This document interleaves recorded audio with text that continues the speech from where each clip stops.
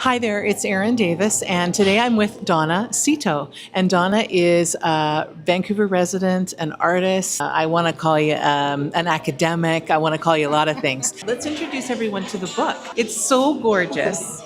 It's Chinatown Vancouver, illustrated and history by Donna Seto. So tell everybody what they're going to find inside this book. Yeah, so it's actually almost 300 pages long, so it's quite a large book. It's divided into multiple chapters that kind of touch on different themes. So Chinatown and its origins and this whole transient migration population of bachelors who came over from China to work in the railway and also the mines. It goes into some of the most interesting elements like community and the societies that were built and created by a lot of the people in Chinatown, because a lot of these men who were here were by themselves. And so these societies actually kind of created a family and kind of provided a network, helped them find housing and became friends and stuff. And it also focuses on different elements like restaurants, the big restaurant scene in Chinatown. I think it made a big scene, how that transformed Chinatown. And I wanted to capture some of their more personal experiences. So I interviewed about 10 different people that had a role in Chinatown, either themselves or their parents or their grandparents did. So it's kind of neat when you get someone who's in their 50s or 60s kind of reflecting on the experiences of their parents who had restaurants. So it kind of touches on the idea of how do we remember Chinatown? How do different generations remember Chinatown, what that means for us? But ultimately the message in the book is honoring what Chinatown is, not just for the Chinese in Canada, but also for Vancouver people. It is such a central part of the history of the city, but also the province and Canada. But it kind of asks the question, we see these buildings, we see place, and it's deteriorating. We've kind of left it alone for a long time. It's kind of gone through its ups and downs. But what happens to our memories about a place when these places start to deteriorate? But also questions, why has the history of Chinatown and the history of the Chinese in Canada been misrepresented? Why have we not talked about it so much? So it goes back to my background, and I did a minor in history in my undergrad, actually multiple Canadian history classes. I never really learned about the Chinese in Canada. We had maybe a paragraph or two about the railway and then the gold rush. But now that I look at the history of Chinatown, I wrote 300 pages of it. It's so fascinating, and it's kind of made me really proud to be, someone of Chinese heritage. The cool thing about it is I've tried to make it interesting and fun. I drew this map of Chinatown because I realized not many people, even people who live in Vancouver, don't really know where the buildings are. And so you kind of have a guide, kind of a combination of what I think the buildings look like, the color it is, and also what they might look like now. But even though the photographs are black and white, you can see what the awnings and the businesses are. It's incredible. I love this book so much. As I say, there's just so many layers to it. Can you give us a story about what this part of the city means to you? Yeah, so I grew up really close, living really close to Chinatown. I still live really close to Chinatown now. And my parents are actually from Toisan in Guangdong province. They came here in 1980.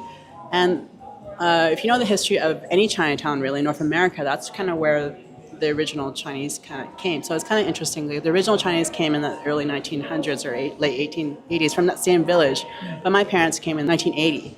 And so in their village, there was that connection of people sending money back from overseas to kind of help the economy there. So growing up, we spent a lot of time in Chinatown. My parents' dentist and their doctor is still here. They still come down for the bank. So it's that kind of community. And, I would walk, when I was a kid, I would come shopping with my parents, and my parents would kind of go in and out of all those stores. And they actually knew everybody. Shopping in Chinatown took forever, because they would stop and they would talk about all the gossip and my grandmother, who came in 1986, she lived on the outskirts of Chinatown here until she went into a home. She's always lived in Chinatown, and so she used to come into Chinatown across Hastings, East Hastings there, and come into the society. So her maiden name is Ma, but she's a Wong as well. So she would go to the societies and play mahjong, and that's where all her buddies were. And then we would stop in and say hi to her, and she's always busy and playing. And she used to babysit my sister, my younger sister, and she used to take my sister to the mahjong parlors, which my dad didn't like. Because I remember when I was maybe 5, I remember my dad picking me up from school, and he's like, "We have to go down to Chinatown," and I'm like, "Why?" And then we go into this smoky mahjong I remember it was so smoky I couldn't see anything, but you can hear the mahjong tiles. Anyways, then we snatched my baby sister, who was there sitting next to my grandmother eating a bun. Right? So it's that connection to that. And then as a young adult, I came here for the restaurants and the bars. In undergrad, I volunteered for the Vancouver Community Police here in Chinatown. They used to, I think they still have one. And it was really neat because that was the first time I actually learned about the history of Chinatown. So part of that was the tourism educational part of it. And so we got to learn a bit about kind of the individual buildings, but also kind of the history. That I never got to learn in history class, right? So I think that's interesting. Even someone with Chinese heritage, I never knew it. still has so much to learn. Yeah. Right? Yeah. May I ask you, what's your hope for Chinatown?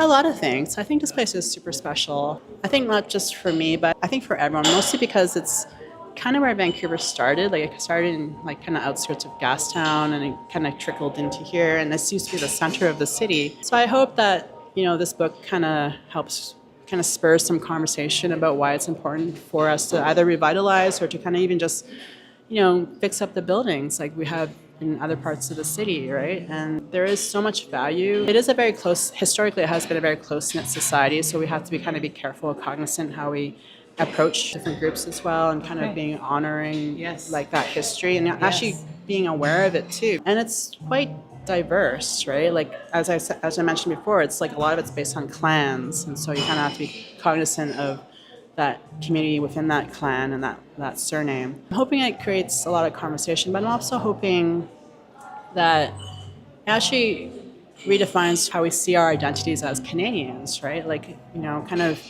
there's so much diversity and so much importance in different voices and different places that it hasn't been captured in kind of mainstream history and how we talk about, the identity of being a British Columbian, also or a Canadian, that we need to capture these things, right? And the biggest question also is why have we ignored this for so long? Because the Chinese have been here since the mid 1800s, and multiple generations have been born here. But yeah, at the same time, like we constantly get asked, where are you from? Or, your English is really good. Where did you learn it? I get asked that all the time. Honestly? Honestly. I tell everybody, like, I don't identify myself as Chinese from China. I've never spent time there.